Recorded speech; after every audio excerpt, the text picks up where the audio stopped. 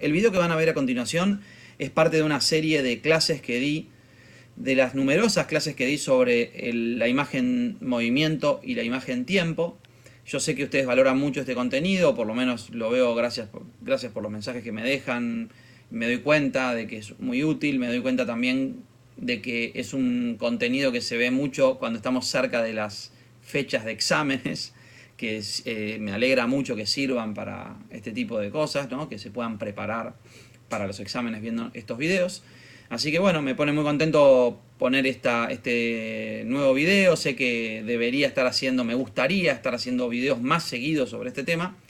Y entonces una cosa que les quería comentar es que estoy abriendo una sección nueva que se llama Miembros del Canal, para todos aquellos que estén estudiando semiología, semiótica o, digamos, en sí mismo los libros de cine de Deleuze y los libros de Deleuze sobre Bergson, o que estén interesados en Bergson, les comento que en esa sección, Miembros del Canal, voy a ir subiendo de manera, digamos, más o menos mensual, nuevos contenidos sobre este tema.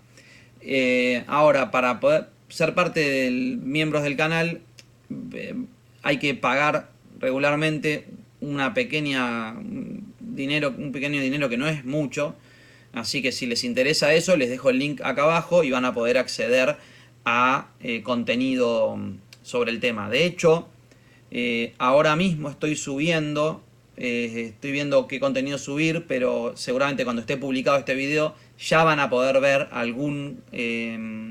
ya va a haber videos en la sección de miembros, porque la sección esta la estoy realmente abriendo ahora. Así que bueno, déjenme mensajes si les sirve esto que estoy diciendo. Realmente no es mucha plata, yo creo que lo van a poder hacer, es algo que pueden, digamos, realmente muy barato, creo yo. Así que espero que les sirva, a mí me ayudaría mucho y me va a permitir seguir haciendo nuevo contenido. Bueno, así que espero que esto no les moleste, es solo una forma más que tengo yo para conseguir bueno, la posibilidad de seguir haciendo videos, que es lo que más me gusta, y seguir ayudándolos, que sé que a ustedes les sirve.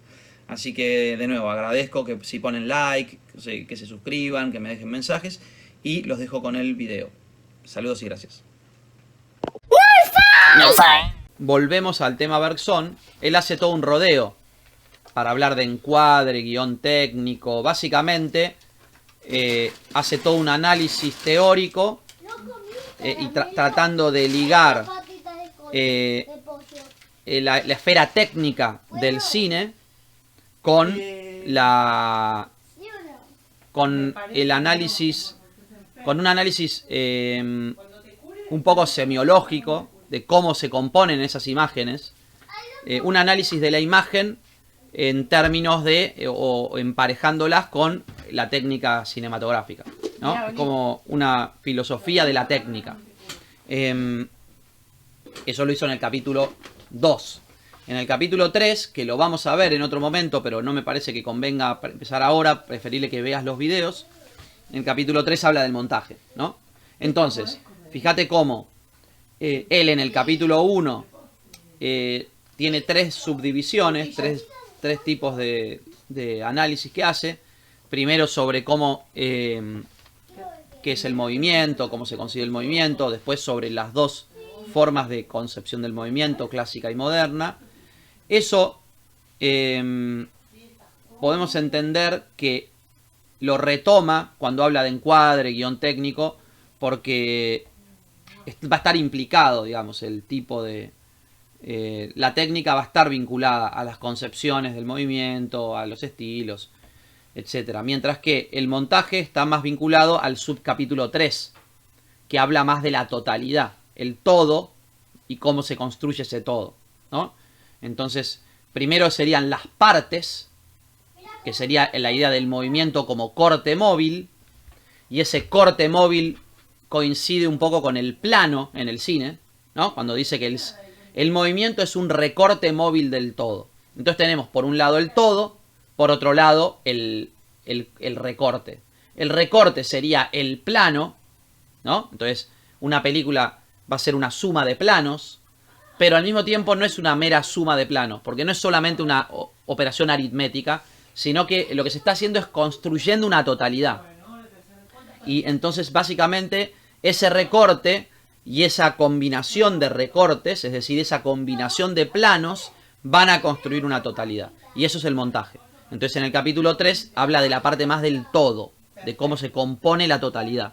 O sea, el capítulo 1 es una mirada general sobre el movimiento que se va a entender como separado en partes y que compone un todo. El capítulo 2 va a hablar de las partes, en el sentido del plano, y cómo ese plano se trabaja técnicamente, específicamente en el cine, y en la historia del cine, cómo se fue desarrollando.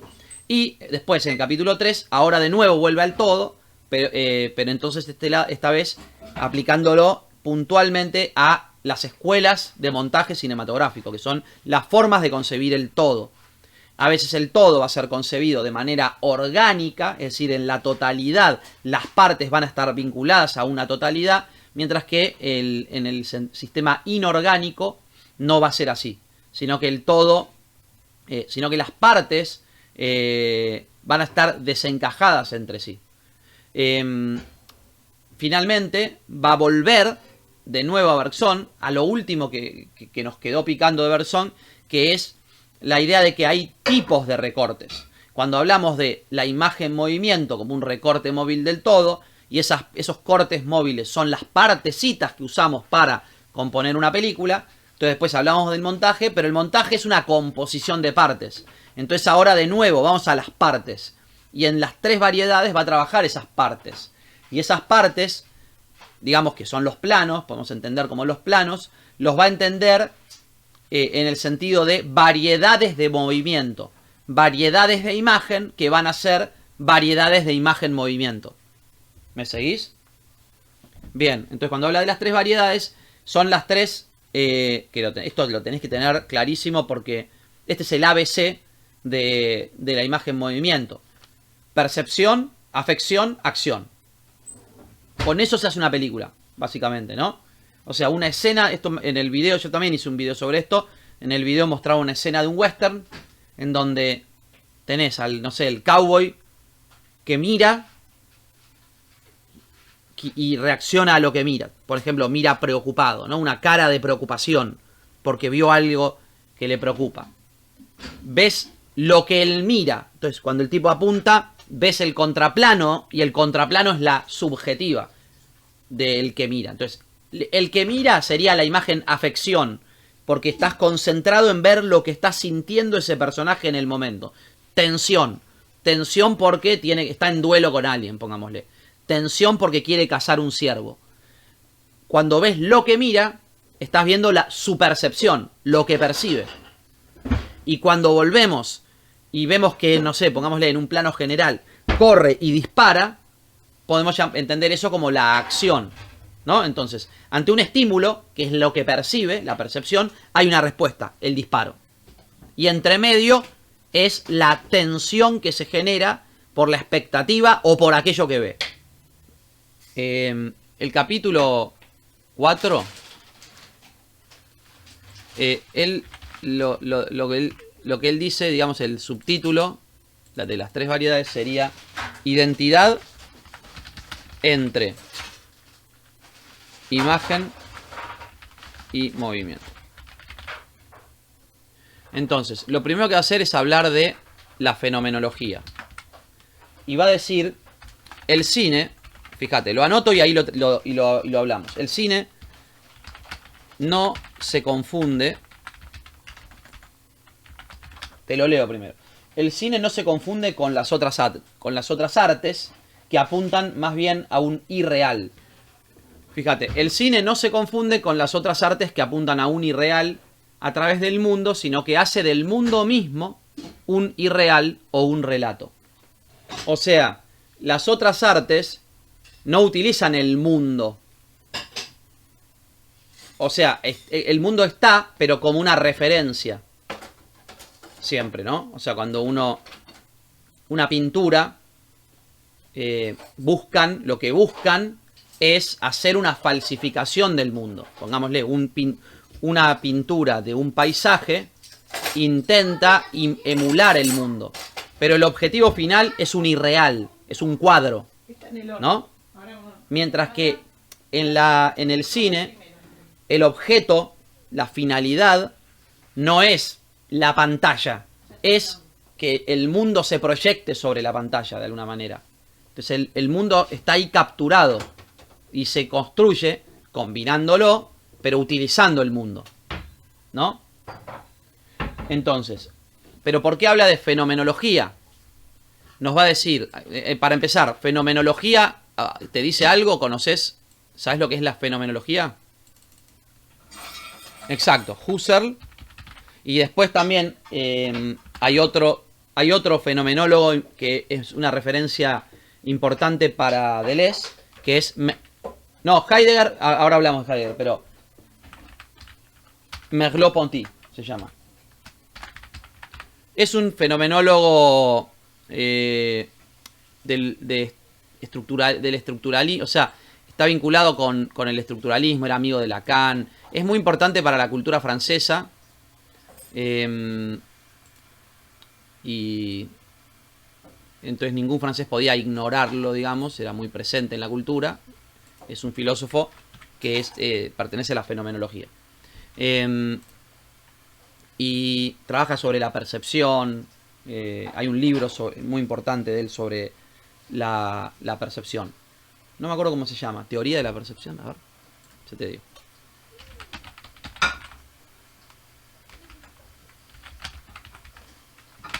Ya te digo. Bueno, fenomenología de la percepción. Bueno, fenomenología de la percepción. Eso lo dice todo, ¿no? Entonces, fíjate. Fenomenología, estamos hablando de personas que están interesadas en cómo se produce la percepción. Fenomenología significa que hay una intención de hacer lo que se llama un recorte fenomenológico. A veces se dice que lo que busca Husserl es una explicación de la percepción en términos de inmanencia. Es decir, lo que percibimos en términos de cómo emerge de una serie de mecanismos y consiste en esos mecanismos, ¿no? Es una explicación que reduce, si tenemos esta idea de Kant, de separación que venimos hablando, noúmeno, fenómeno, la fenomenología se va a concentrar, va a ser una reducción de lo que es la percepción para el sujeto, ¿no? Y le va a dar una importancia preponderante a la subjetividad. Una de las tesis de la fenomenología es que la idea de la intencionalidad, de alguna manera uno sale a buscar lo que percibe, hay como una especie de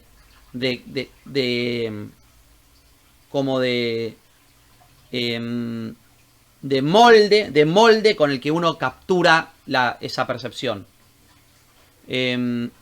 Entonces, fíjate lo que va a decir es que la fenomenología, a través de estos personajes, nos van a decir, confiere a la percepción natural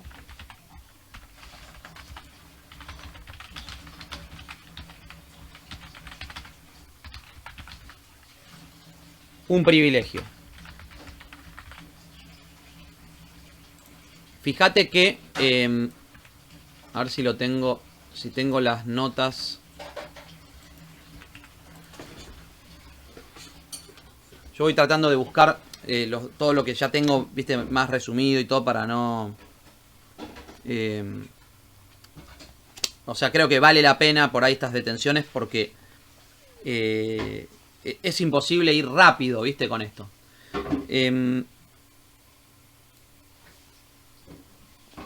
Quiero ver si tenemos acá percepción. No, está bien, no lo voy a buscar ahora. Para la próxima, en todo caso, lo puedo buscar porque en sus clases sobre cine habla un poco más de esto. No me quiero dedicar tanto, pero básicamente lo que se va a ocupar de hacer Deleuze es en diferenciar la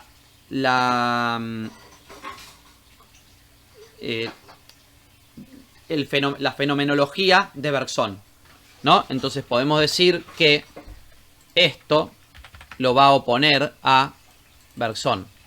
Y para entender por qué pero Bergson no estaba del otro lado de Husserl. Exacto. O sea, evidentemente tienen cosas en común, por eso es imprescindible diferenciarlos. Lo que va a decir, o sea, porque Deleuze no está completamente como en oposición a la fenomenología. Pensá que es de extrema importancia el papel de Husserl en la filosofía del siglo XX, y de extrema importancia la crítica a la fenomenología, porque, viste, la generación posterior siempre va a querer diferenciarse. Evoluciona de esta manera. Si no, estamos meramente en gente que repite lo que dijo el maestro, digamos. Y eso no es útil casi nunca, digamos. El gran discípulo de Husserl fue Heidegger. Y Heidegger es crítico de la fenomenología por motivos similares a los que va a decir Deleuze, ¿no? Y de hecho, él señala en el libro, no lo tengo acá, creo, en el resumen, pero señala que hay un parecido entre Bergson y Heidegger en estos aspectos puntuales. O sea, dice que hay diferencias, pero puntualmente en cosas que tienen que ver con lo que vamos a hablar hoy, ve similitudes, ¿no? Básicamente Bergson va a decir que la percepción natural es una percepción más, ¿no? Entonces, básicamente se le da demasiada importancia a lo que entendemos como por lo natural, cuando en realidad cualquier tipo de percepción vale. No es que hay una... como que hay una... podríamos decir... Se le da demasiada trascendencia al ser humano como especie de centro de la naturaleza, centro de gravitación de la naturaleza, y entonces la fenomenología no va lo suficientemente lejos como para explicar o para entender la percepción, porque se entiende que hay un privilegio, que hay una centralidad en la forma en que nosotros percibimos. Pero entonces es como que la realidad está deformada por el lente del que mira, digamos, ¿no? Entonces... Acá dice, mirá, la fenomenología erige como norma la percepción natural y sus condiciones.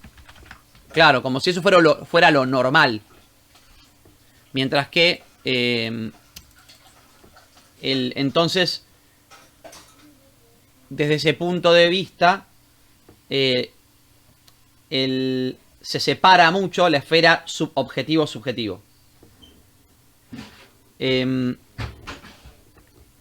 Fíjate, te leo de lo que dice Deleuze. Dice, si el cine desconoce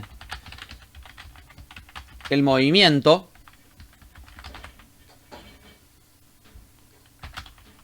la percepción natural también. No hay una mayor privilegio como que el cine representa solo en segundo término la percepción humana. Como si lo importante fuera la mímesis de lo humano. Y que lo maquínico no puede representar lo humano porque hay una diferencia, un abismo entre lo humano y lo maquínico. Entonces esto nos impide entender que la percepción supuestamente natural no es una percepción entre tantas y que son mecanismos de percepción, mecanismos perceptivos. ¿Y qué quiere decir cuando dice si Bergson acusa al cine de ser un aliado ambiguo? Sus razones son de otra índole. Porque si el cine desconoce el movimiento, la percepción natural también. De la misma manera y por las mismas razones, tomamos vistas casi instantáneas sobre la realidad que pasa, la percepción. Claro, lo que está diciendo ahí es, primero, espera que termino de anotarte acá, porque esto es más o menos la misma cita. El modelo, una misma cita medio resumida. No puede ser la percepción, pues esta no posee ningún privilegio. Entonces, pero lo que vos pusiste, la cita arranca diciendo que en realidad el cine para Bergson no es un ejemplo, pero no por estos motivos. Entonces, yendo a... la fenomenología consideraría que el cine es una forma, remite a la percepción, pero de manera incompleta, porque la percepción natural, porque no pertenece a la esfera de lo humano, ¿no? Mientras que espera, te voy a agrandar acá para que leas más. Hay una idealización de lo humano que impide entender el mecanismo de la percepción. Ahora, si Bergson habla, entre comillas, mal del cine, es por otros motivos. Básicamente los motivos los explicó con anterioridad. Lo que dice es que el cine en su época todavía no estaba lo suficientemente desarrollado, entonces no cumplía con las condiciones que Bergson explicaba. Esto que hablábamos de que en realidad el cine sí plantea y muestra el movimiento, ¿no? Es como que la fenomenología no termina de aceptar eso, porque es como que si fuera una forma minusválida de mímesis de la percepción. Mientras que en términos puramente bergsonianos, el cine representa los mismos problemas que se vinculan con lo que Bergson trabaja en relación a la percepción. O sea, él propone, Bergson, vamos a ver la teoría bergsoniana. La teoría bergsoniana. Vamos a ir para acá. Podemos entender que lo que propone Bergson, ya lo hablamos un poco, el modelo, podemos decir, el modelo sería más bien un estado de cosas que no cesaría de cambiar. Pensá en el ejemplo que te di ayer de la pecera. Una materia flujo. Esto es un poco lo que hablamos ayer. Una materia flujo en... Cuando te referís al modelo, ¿qué quiere decir el modelo? El modelo de percepción. Ah, o sea que como todo cambia, también cambia el modelo de percepción. O sea, sí, básicamente el modelo es que Bergson concibe el universo, como una especie de pecera en ebullición, llena de cosas. Esto que hablábamos, lo que hablábamos ayer es que hay materia en constante movimiento, chocando todo contra todos. Por ejemplo, un objeto cualquiera, una mesa, una silla, es materia en movimiento, no está fija. Es materia en movimiento, son átomos que están chocándose unos a otros entre sí. Entonces lo que dice al decir que la fenomenología privilegia la percepción natural, en realidad es que la fenomenología tiene una concepción diferente de la realidad, o no está considerando el punto de partida para la percepción, que es este famoso modelo, este modelo de universo relativista, ¿no? En donde ellos dicen flujo, materia flujo. Esto lo podemos asociar también a la idea de Einstein, la energía es igual a... O sea, energía es igual a materia. Entonces, esta materia flujo es que la materia está compuesta por elementos móviles que están construyendo todo el tiempo. Entonces, nuestra percepción creemos que es la natural, pero en realidad, en todo caso, la percepción natural sería un modelo caótico sin puntos de referencia. Dicen, no serían asignables ningún punto de anclaje y ningún centro de referencia. Dice, partiendo de ese estado, habría que mostrar cómo se forman en puntos cualesquiera unos centros que impondrían vistas fijas instantáneas. O sea, básicamente se crean puntos de anclaje o se crean, digamos, se forman, más que se crean, se forman centros de referencia. Centros de referencia que dice que impondrían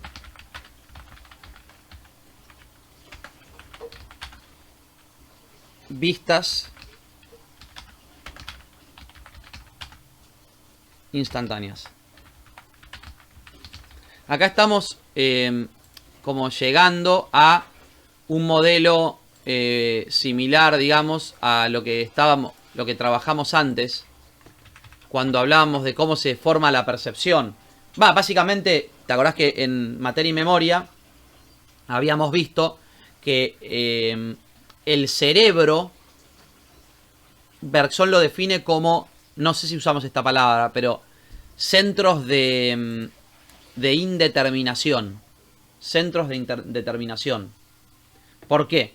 Porque era como que hablábamos de la bola de billar. La bola de billar recibe el movimiento y sigue su camino, es movida. Mientras que si yo veo un estímulo, todo pasa por mi cerebro y después tengo una respuesta. Ese cerebro retrasa la respuesta, porque es un centro indeterminado. Mientras que la bola de billar es un centro determinado, ante un golpe se va a mover siempre de la misma manera. Mi centro de percepción, mi cerebro es indeterminado. No está determinado por la realidad. Hay algo ahí que maquina y construye una respuesta. En ese sentido es indeterminado, ¿no? Entonces, eso de se forman centros de referencia significa que emerge conciencia. Pero no es lo que llamamos percepción natural, en realidad es porque naturalizamos o reificamos, entendemos como que es lo natural y no entendemos que es solo una parte, nuestra propia forma de percibir. Pero una ameba también percibe.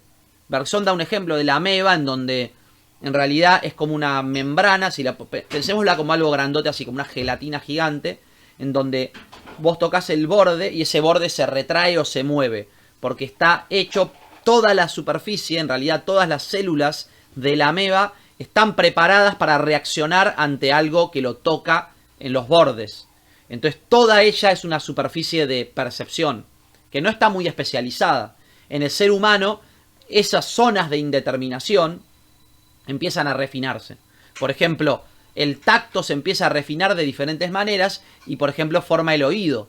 El oído, en realidad, es una forma de tocar, de percibir las vibraciones del aire a una escala muy fina, muy fina. Y entonces se construye un modelo de representación en base a esa conexión con un flujo específico sensorial, ¿no? Entonces ahí es como que tanto en la ameba como en el ser humano, que es un organismo muy complejo, o en un perro, que también es complejo, aunque no sea exactamente igual al humano, se generan se forman centros de referencia, ¿no? Y estas vistas fijas instantáneas es como que uno, de alguna manera, el ojo, por ejemplo, está limitado por su capacidad, por las corrientes eléctricas que puede manejar, por el tipo de sustancias, porque viste que son células, los conos y bastones, son células que tienen terminaciones con una forma específica que reaccionan o vibran ante ciertas formas de onda, ¿no? Cuando es de una forma de onda, vibra, digamos, por ejemplo, hay conos que están especializados en reconocer la diferencia entre rojo y verde, y otros conos que están especializados en azul y amarillo. Entonces hay una capa de intensidad en donde pero que se va muestreando, tomando muestras de una superficie en donde chocan fuerzas que generan el estímulo, por ejemplo fotones, ¿no? Entonces choca un fotón y ese fotón genera un estímulo que se transmite a través de un nervio. Entonces el hecho de que pongámosle, imaginémoslo de una manera muy abstracta que no es exactamente correcta, pero fíjate, imagínate que yo cuando toco un nervio, el nervio, la terminación nerviosa de un cono, imagínate que hace esto, tac, y se cierra. Y cuando se cierra, manda una señal eléctrica que llega a otra capa, porque viste que hay varias capas receptoras. La capa superficial son las terminaciones nerviosas de los conos. Básicamente, pensalo como una cámara. La cámara recibe y cuando recibe un fotón se apaga. Y entonces se vuelve a prender. Se apaga y se vuelve a prender. Y ese apagarse y prenderse tarda un rato. Por eso, lo que se van tomando son como muestras instantáneas. Como si sacaran una foto y otra foto y otra foto y otra foto y otra foto y otra foto. ¿Se entiende? Entonces, por eso dice, se forman centros de referencia que impondrían vistas fijas instantáneas. Pero en realidad el modelo es un modelo continuo, de donde se generan centros de determinación que funcionan de esa manera. Es cuando dice, en otros términos, el ojo está en las cosas, en las imágenes luminosas mismas. La fotografía, si es que hay fotografía, está tomada allá, sacada allá, en el interior mismo de las cosas y para todos los puntos del espacio. Claro. ¿Tiene que ver? Sí, o sea, esto tiene que ver más con el hecho de que, con la idea del centro de indeterminación, donde lo que está queriendo decir ahí es que no hay una imagen que se crea para que alguien la mire, sino que la imagen es eso, es un circuito conectado a la cosa misma. La imagen está en la cosa y esa cosa se imprime en un circuito. Y ese circuito toma de la cosa una abstracción.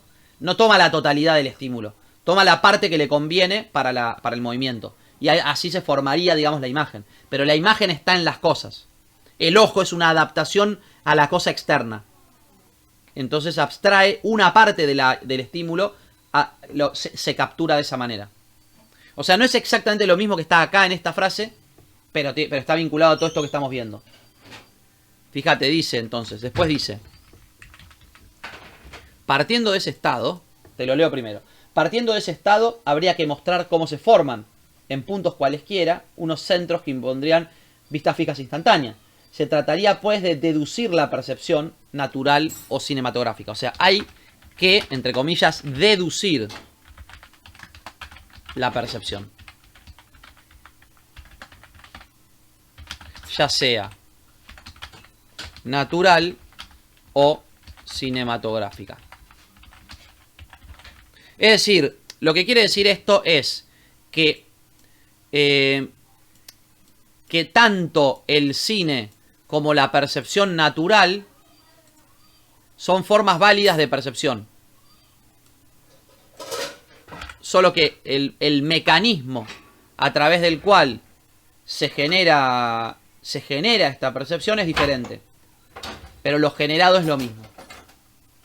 O sea, la percepción se deduce como si fuera... acá lo que está diciendo es esto que yo te decía de la inmanencia. Que esto también lo busca la fenomenología. La fenomenología quiere entender cómo son los mecanismos por los cuales percibimos, pero los mecanismos son la percepción. No es que hay... a través de unos mecanismos se crearía otra cosa que es la imagen que vemos.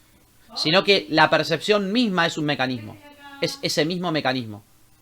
Esa es la diferencia entre por ahí la mirada trascendental que propone la fenomenología en contraste con una versión realmente inmanente que propone Bergson.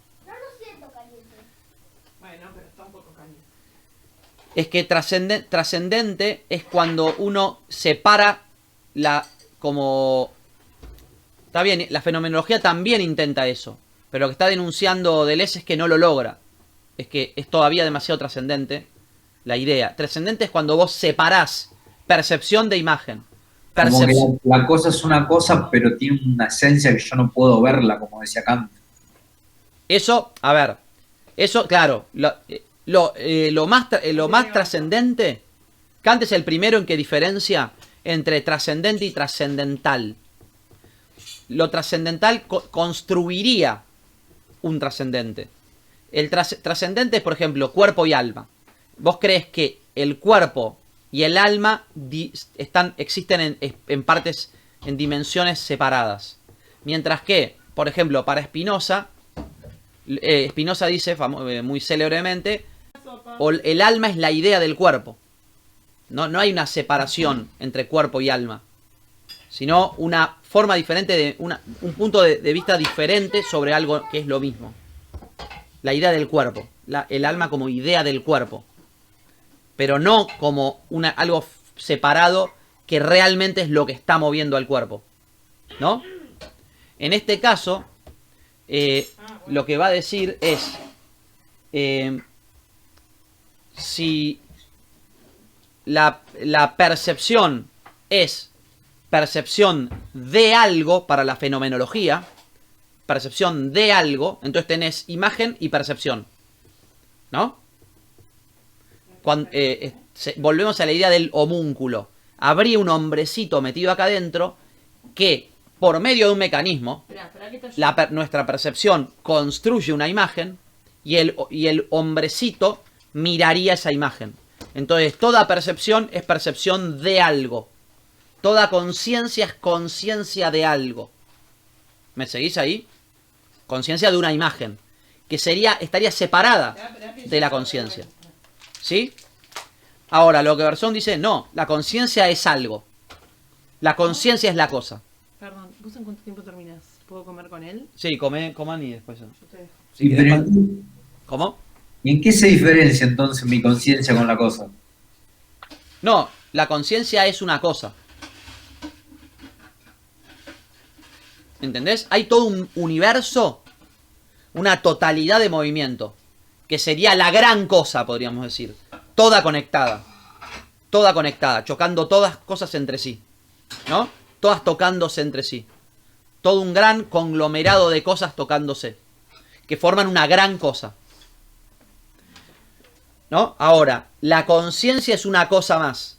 No es que está el universo y nosotros estamos por fuera y podemos percibirlo, sino que la percepción está dentro, es la cosa misma. Es una cosa más entre otras cosas. ¿Estoy gritando mucho? Sí, gritas. Y bueno, pero no puedo explicar de otra manera, porque estas cosas se explican gritando. A ver, fíjate que lo que dice después. Todas las cosas, es decir, todas las imágenes, fíjate que entonces la imagen es la cosa. Eso es lo que esto está sacado tal cual de Berzón. Todas las cosas, es decir, todas las imágenes. Y fíjate que también acá hay una cita oculta a Spinoza. Porque en un momento Spinoza dice una frase que es muy famosa, que es Dios, es decir, la naturaleza.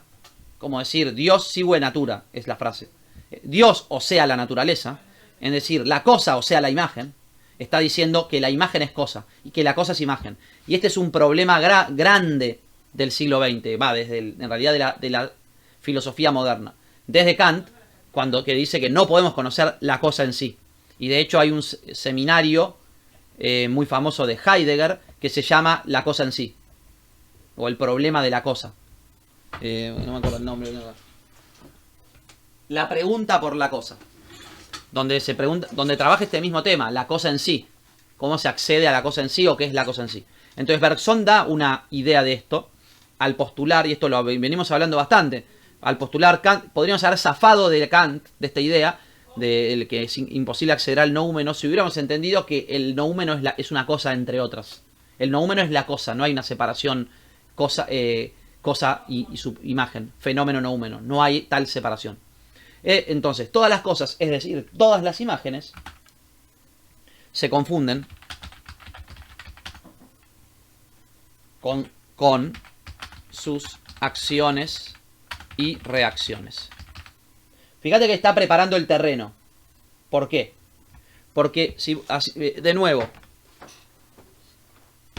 la imagen, movimiento. Es decir, movimiento e imagen son la misma cosa. Es una imagen que es movimiento, es un movimiento que es imagen. Pero también los capítulos, fíjate, la imagen guión percepción. Entonces, toda percepción es una imagen. Toda percepción es una cosa, ¿no? Toda acción es una cosa. Toda acción es una imagen. Toda afección es una imagen, ¿no? Entonces,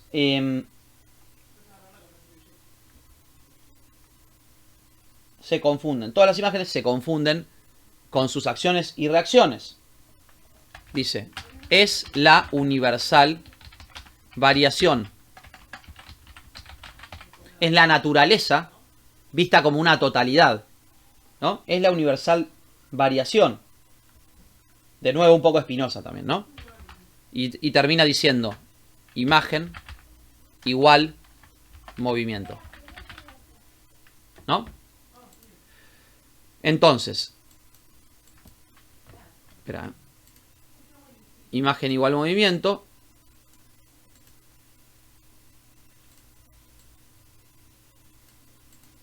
Entonces, el conjunto infinito de imágenes constituye una suerte de plano de inmanencia. Fíjate de nuevo la palabra inmanencia.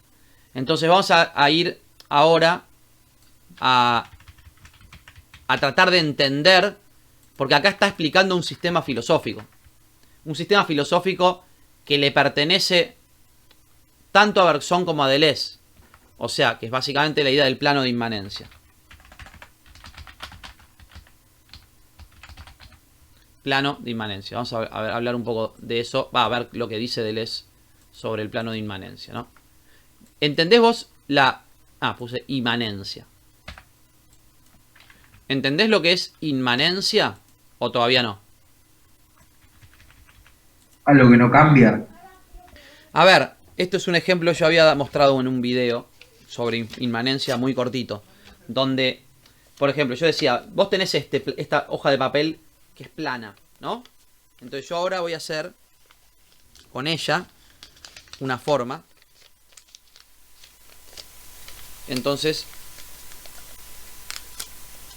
hago, por ejemplo, este avión, ¿no?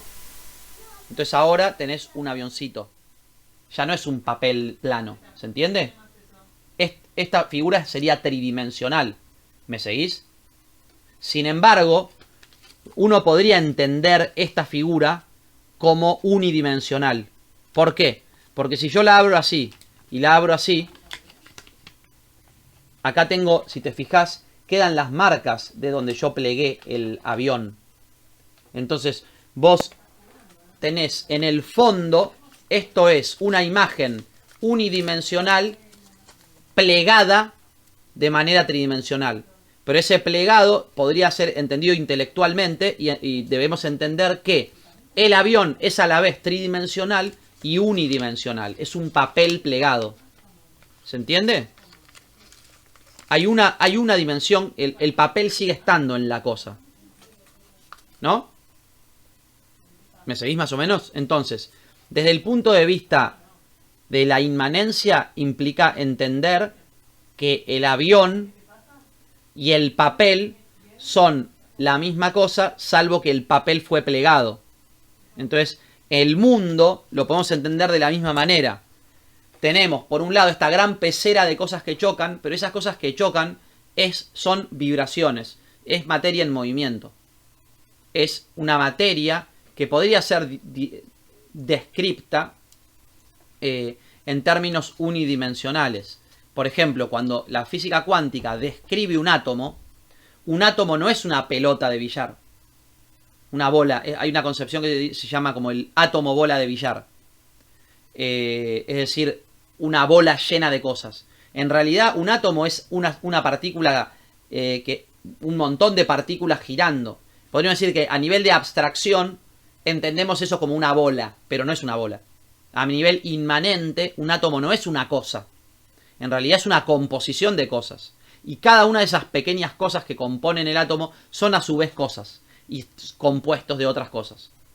¿Se entiende? Entonces, a nivel inmanente es entender que el átomo no se da como que Dios hizo así y apareció una pelota. Sino que el mundo es una infinita como es un infinito plano que se pliega y que está lleno de vibraciones que construyen partículas que después construyen otras partículas que después se unen y generan un átomo que después se junta con otros y genera moléculas, y las moléculas se juntan en moles, y los moles construyen mundos. ¿Se entiende? Pero ese mundo, en el fondo, está sostenido y en continuidad, y nunca en un salto, con relación a ese plano original de energía pura plegada. ¿Me seguís?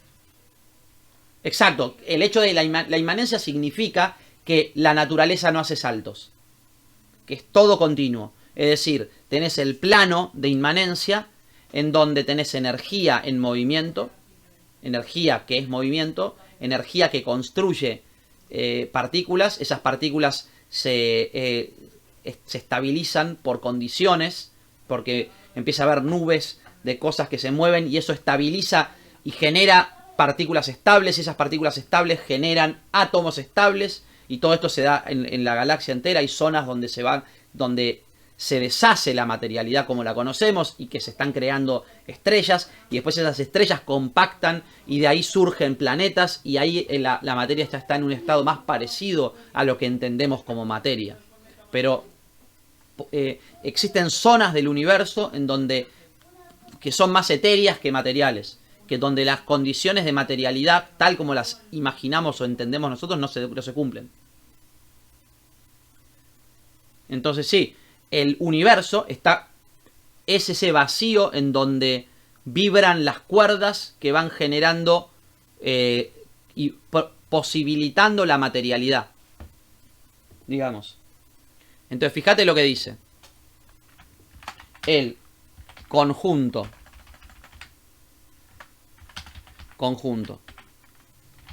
infinito de imágenes constituye una suerte de, vamos a ponerlo entre mayúsculas, en mayúscula, plano de inmanencia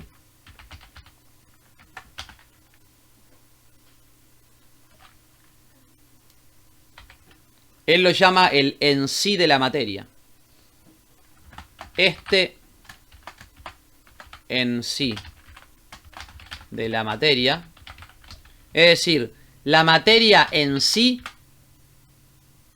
es que decir como la sustancia de la materia. Cuando uno ve una mesa, podemos decir que la materia, la que está conformada en la mesa, tiene un en sí.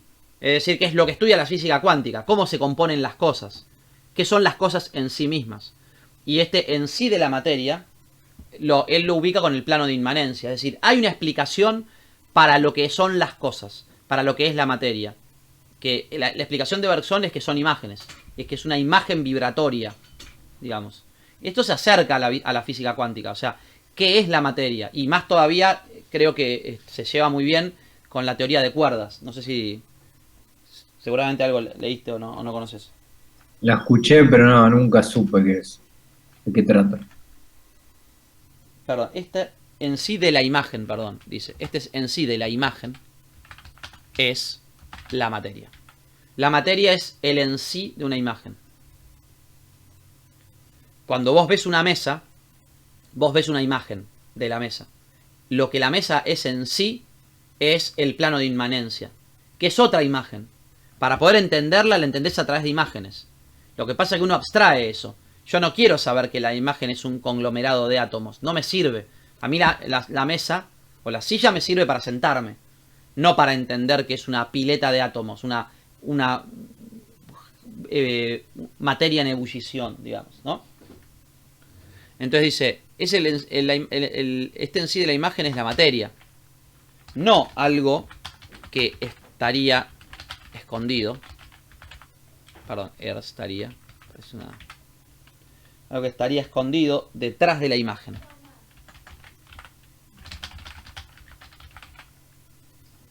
Sino, por el contrario, la identidad absoluta de la imagen y el movimiento. La imagen, movimiento.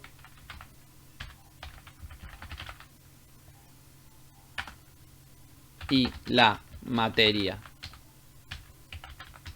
flujo, son estrictamente, son lo mismo. O sea, identidad absoluta, materia, movimiento. Imagen y movimiento, perdón. Identidad absoluta de imagen, de la imagen y el movimiento.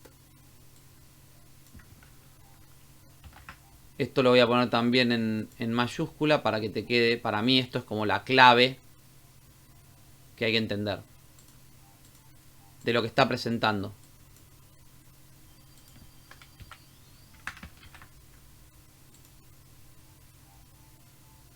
¿Cómo venís con eso? ¿Lo entendés más o menos?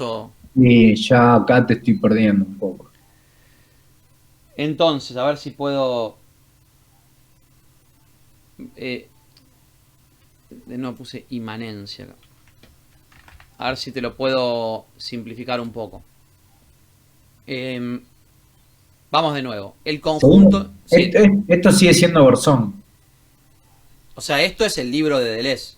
Claro, pero es lo que explicó... Está explicando a Bergson en términos que le convienen a Deleuze. Ah, ok. Porque Pero, esto él después lo va a usar para el cine. claro, porque está llegando a explicar por qué él habla de imagen-movimiento. O sea, entiendo que es re complejo, porque estamos como atando cabos de lo que vimos con Bergson, Claro. a cómo lo toma Deleuze en el libro, ¿no? De todas maneras, te recomiendo que veas el video de nuevo, si te quedan dudas, y hagamos preguntas, porque esto es la base. Si vos entendés esto, Sí. entendés lo que nadie entiende. ¿Entendés? O sea, si le Claro. dedicás el tiempo suficiente para entender esto, ya estás entendiendo a un nivel que lleva mucha dedicación y que, no sé, es más que necesario que lo que se necesita para probar, si te diría, ¿no? Claro, claro. Porque ya es entender por qué, de dónde lo saca Deleuze, y, Claro. y es básicamente una mirada sobre el mundo, muy interesante, aparte. Claro. Claro, ves ahí dice, ¿cómo hablar de la aparición de aparición o imagen sin ojo? El ojo está en las cosas, en las imágenes luminosas. El plano de inmanencia es enteramente luz. Acá está hablando de la teoría de la relatividad. O sea, luz en términos metafóricos. Sí, en términos concretos, porque la luz sería casi como la unidad básica de la constitución de la materia. El fotón como una partícula elemental. Pero, llevado al extremo, y por ahí incorporando ciencia que hoy en día está un poco más, no sé si decir avanzada, pero que trabajó más sobre estos temas que en ese momento, o que hoy en día son más conocidas, podemos pensar que la forma, la base de la realidad es la vibración. Por eso la teoría de cuerdas es completamente compatible con esta idea. Claro. Entonces, lo que está diciendo es, vamos de nuevo a leer esto un segundo. El conjunto infinito de imágenes constituye un plano de inmanencia. Vamos, la clave está en entender esta parte, me parece. A ver. El modelo sería un estado de cosas que no cesaría de cambiar, ¿no? Entonces pensemos átomos en constante movimiento y chocando entre sí, ¿no? Sí. Pensá en el Big Bang. Sí. Se da el Big Bang y empieza a calentarse el universo. Y ese calentarse del universo significa que entran en movimiento ciertas energías que de a poco empiezan a organizarse según ciertos patrones, ¿no? Entonces cuando uno empieza a hacer así y otro empieza a hacer de otra manera, y esos patrones empiezan a chocar entre sí hasta encontrar estructuras cada vez más estables, ¿no? Entonces, porque vos conocés lo que se llama el zoológico de partículas. No. A ver si te puedo mostrar una imagen.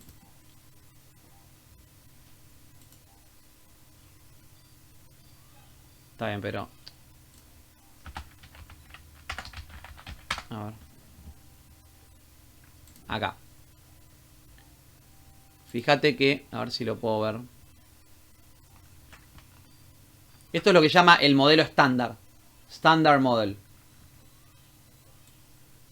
El modelo estándar lo que dice es que hay una serie de partículas, pero estas partículas las trata de explicar en términos, en generalizaciones. O sea, los quarks son formas de energía, en realidad. Los leptones, los bosones. ¿Escuchaste hablar del bosón de Higgs? No, solo escuché hablar de los quarks. Bueno, quarks que componen, digamos, el núcleo del átomo. Entonces, tenemos, fíjate, dice generaciones de materia y como interacciones de fuerza. Entonces tenés partículas que se utilizan, podríamos decir, o que se transforman en materia, o que constituyen lo que entendemos como materia, y partículas que no son en rigor materia, sino fuerzas que hacen que generan intercambio, conexiones, y hacen que se peguen las cosas entre sí. Por eso gluón podemos entender como algo que, como si fuera una pegatón, ¿no? ¿Entendés? Algo que pega los quarks entre sí. Y el bosón sería como una energía básica que daría como consistencia al plano de materia. Bueno, no se entiende bien todavía qué es. Lo que saben es que la energía, que son formas en las que la energía se organiza, ¿no? Bueno, estas formas, lo que llama el zoológico de partículas, ¿no? Como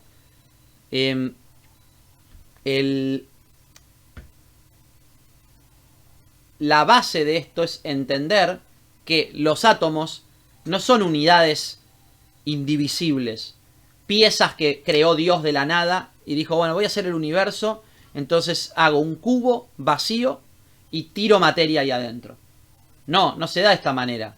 Es como que de alguna manera hay un plano que es pura energía y esa pura energía se empieza a movilizar, a organizar y a hacer interacciones entre sí. Bien, entonces a esto podemos entender más o menos parecido como lo entiende Bergson. Bergson entiende, a ver si puedo ponerlo más chiquito. Bergson entiende que el universo es un estado de cosas que no cesaría de cambiar. Una materia flujo en las que no serían asignables ningún punto de anclaje y ningún centro de referencia. No es que hay alguien que mira el universo, sino que hay un universo caótico, ¿no? Esta idea de que nosotros podemos ver la naturaleza, esta idea del realismo, de pensar las cosas están ahí afuera, entonces separamos el que mira de la cosa que se mira, es falsa en realidad. El punto de partida es que no hay un centro de referencia. No hay... La cosa se establece cuando hay una diferenciación entre el que mira y la cosa. Pero si todo es imagen, todo es una aparición, ¿no? No importa para quién, porque no hay un centro de referencia. Entonces, esos centros de referencia habría que deducirlos. Empiezan a aparecer, ¿no? Son cosas que son apariciones también. El plano desde el que percibimos es una imagen también. Entonces se forman centros de referencia que impondrían vistas fijas instantáneas, ¿no? La percepción no es algo dado, no es algo ya dado. No es que hay alguien que mira y la cosa. Entonces hay que entender cómo se formó la cosa. La percepción también es una cosa que hay que deducir, ya sea en el cine o en la percepción natural. Son mecanismos. El mecanismo del cine produce percepción, de la misma manera que el ojo produce percepción, o en la interacción ojo-cerebro-reacción, ¿no? Todo ese ciclo que explica Bergson.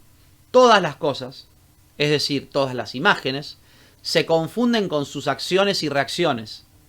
A eso llama Bergson la universal variación. Imagen igual movimiento. Son lo mismo. O sea, se confunden porque son la misma cosa. Entonces, cuando hablamos de plano de inmanencia, en realidad llamamos plano de inmanencia a ese conjunto. Es básicamente de qué está compuesta la realidad, la base de la realidad. Esto tiene una connotación neoplatónica. Hay como una especie de uno, una unidad total que después se va subdividiendo, digamos, pero todo tiene como fondo, como sostén un plano, el mismo plano. No hay un plano diferenciado, el plano del espíritu y el plano de la materia. ¿Está bien? Es como que lo espiritual... ¿Cómo? Bueno, bien, se pregunta, ¿cómo hablar de aparición o imagen sin ojo? O sea, ¿por qué entonces sin ojo? ¿Cómo hablar de imagen sin ojo? De aparición sería, porque aparición sería por la idea de que fenomenología viene de fenómeno, y fenómeno es lo que aparece, ¿no? ¿Cómo entonces fenómeno, aparición? Viste que cuando uno dice aparición también dice fantasma. A veces fantasma se le dice una aparición. En el sentido, fantasma tiene un vínculo con fenómeno. El fantasma es aquello que aparece. Entonces, acá es donde dice, el ojo está en las cosas. En las imágenes,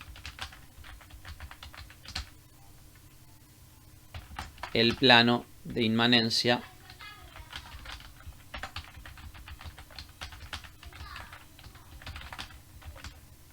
Esto es una cita, es como se debe entender desde el punto de vista de la teoría de la relatividad, que entiende que hay una identidad entre materia, ¿viste? Energía igual a materia, mc2, energía es igual a materia al cuadrado de la velocidad, por el cuadrado de la velocidad de la luz. Tiene que ver con eso, es decir, la energía es materia. Es decir, que la materia es energía.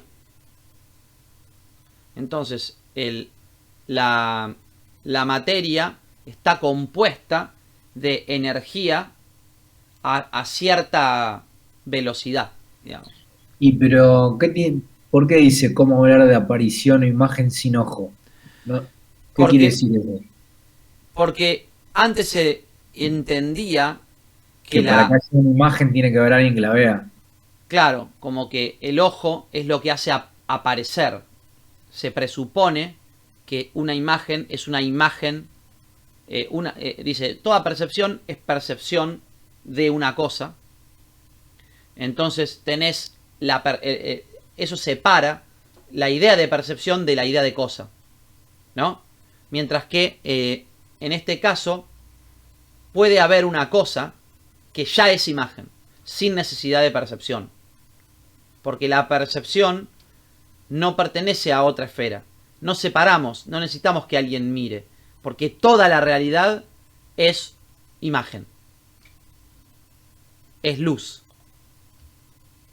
De alguna manera, el Big Bang es la aparición. La gran aparición. Igual, podemos, digo, no está definido, o sea, es imposible, es difícil pensar qué había antes del Big Bang y todas esas son preguntas que no están respondidas todavía, pero tiene que ver con eso, como que la realidad está compuesta de energía, la energía es luz, o por lo menos la luz es energía, entonces podemos entender la energía como luz, lo está extrapolando un poco porque en realidad hay formas de energía que por ahí no llamamos luz, digo, el sonido, pero yendo al plano de inmanencia es como que de qué está compuesta la realidad, de vibraciones, eso es lo que está diciendo, de vibraciones de una velocidad altísima. como se entiende que la velocidad más alta es la velocidad de la luz, entonces se entiende que la base de la realidad es la luz. Luz en interacción. Y esa interacción de la luz construye, digamos, bajo diferentes formas, como las distintas partículas que componen la realidad, el universo material. Es eso, es como el hecho de que aparezca una teoría como la teoría de la relatividad que explica el mundo en términos que ya desdibujan lo que antes entendíamos como materia, trae como resultado una nueva filosofía, una nueva metafísica, que entiende que el mundo está compuesto por luz. Y no es otra cosa que eso. No hay una separación mente-materia, sino que la mente es material. Claro. La mente es luz. A una vibración mucho más alta. O a una desviación o una indeterminación. La mente es un circuito de luz indeterminado, un circuito de vibración que se genera una especie de superficie opaca, ¿no? De pantalla vacía donde eso se proyecta. Ese sería el centro de indeterminación que se crea. ¿Está bien? Bueno, creo que eso sería todo, ¿no? Son 9 menos 10. Arrancamos tipo 7 y 10, 7 y cuarto, ¿no? Más o menos. ¿Me podés decir un poquito rápidamente cómo va a ir al cine todo esto? Sí. Básicamente nos va a decir, parte de decir que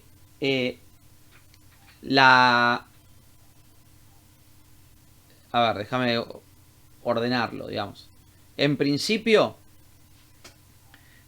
lo que está defendiendo es la idea de que el cine puede tomarse como un paradigma de la percepción, como un paradigma de la conciencia, y no que es solamente como un hermano menor, sino que el cine se puede entender que no es diferente.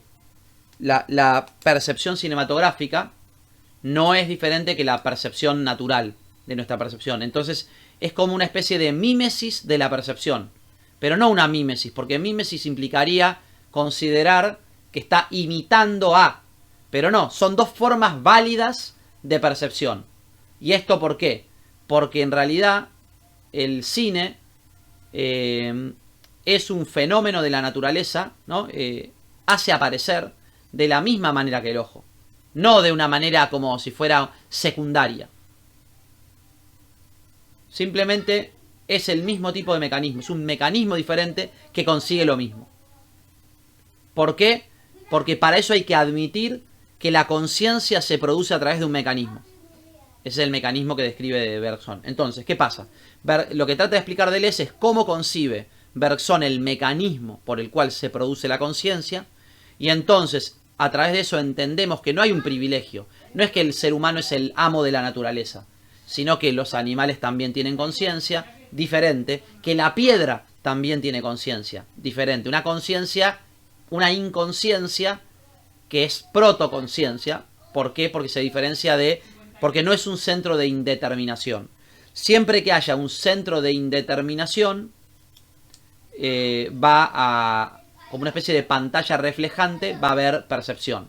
Entonces, de alguna manera el cine captura imágenes de una manera similar a la que nuestro ojo captura imágenes. Entonces no tiene un mayor privilegio el ser humano que la máquina, sino que cada una a su manera capturan, son formas de crear conciencia, ¿no? ¿Por qué? Porque la conciencia está en las cosas. La conciencia es cosa. Entonces, a partir de ahí, entendiendo que el cine se puede considerar como productor de imágenes movimiento, ¿no? Como aparición, como que hace aparecer la imagen movimiento, más allá de no ser un ojo, no es solo una imitación del ojo, sino que es un ojo también, pero que es un ojo cámara, es otra cosa, otro ojo, pero ojo al fin. Entonces a partir de ahí va a entender que las reglas están en las cosas. Es decir, lo que creímos que era afección-acción, lo que Bergson llama acción, afección y percepción, se aplica a algo que trasciende lo humano, no es solamente humano, y que también está en el cine, y por eso podemos tomar el cine como una forma de entender, una forma de codificar y entender la percepción de las cosas. Es un sistema de signos universal. Ese es el punto de partida para tomar el cine como un sistema de signos universal, cuyas tres variantes más importantes serán la imagen-percepción, la imagen-afección y la imagen-acción. Igual, bueno, esto como que tarda en decantar. O sea, hay que leer el libro entero por ahí para entenderlo. Pero por ahí cuando lo termines de entender y revisas esto, te va a caer mucho más la ficha. O sea, la información está, pero tenés que tener más información para que te caiga más la ficha, creo yo.